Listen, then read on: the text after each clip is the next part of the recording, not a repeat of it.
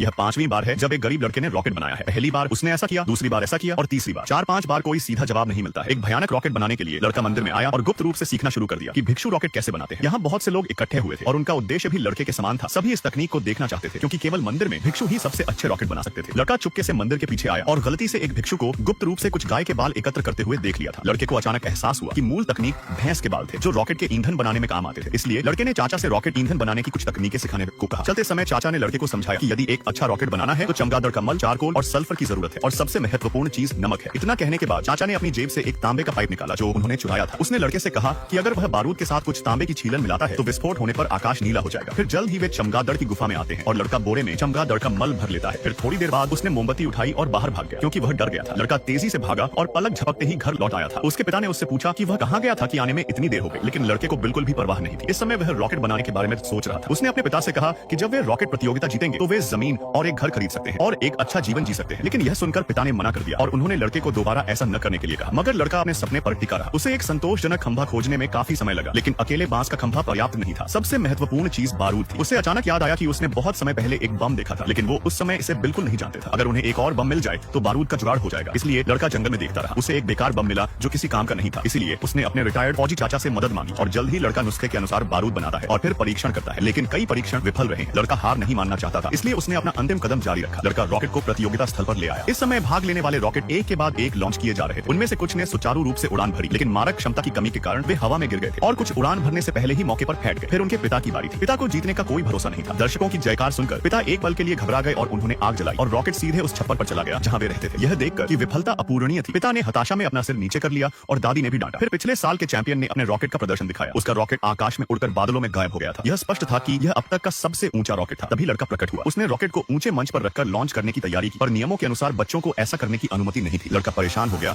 और पिता से मदद मांगी और दादी ने फिर से डांट दिया। दादी की बात सुनकर वहां मौजूद सभी ग्रामीण चुप हो गए। लड़का हार नहीं मानना चाहता था। उसने ग्रामीणों से भी मदद मांगी पर कोई भी जान जोखिम में डालने को तैयार नहीं था। निराश होकर लड़का मैदान छोड़कर चला गया। बेटे की उदास पीठ देखकर पिता का मन पसीज गया। उसने बेटे के लिए कोशिश करने का मन बनाया और रॉकेट को ऊंचे मंच पर रखकर उसने आग लगा दी। धुआं उठते ही लड़के को डर लगा कि कहीं पिता को कुछ हो न जाए। वह रोकने दौड़ा पर देर हो चुकी थी। जोर की आवाज के साथ रॉकेट सनसनाते हुए उड़ गया। सब दंग रह गए। किसी ने सोचा भी नहीं था कि बच्चे का बनाया रॉकेट सचमुच बादलों में जा पहुंचेगा। सबसे हैरान करने वाली बात यह थी कि लड़के के रॉकेट ने असल में बारिश की बूंदें बरसा दी। आखिर में सबकी खुशी भरी आंखों के बीच लड़के ने जीत हासिल कर ली। फिर हाथ में मोटी इनामी राशि देखकर पिता मुस्कुराए और दादी को भी चैन मिल गया।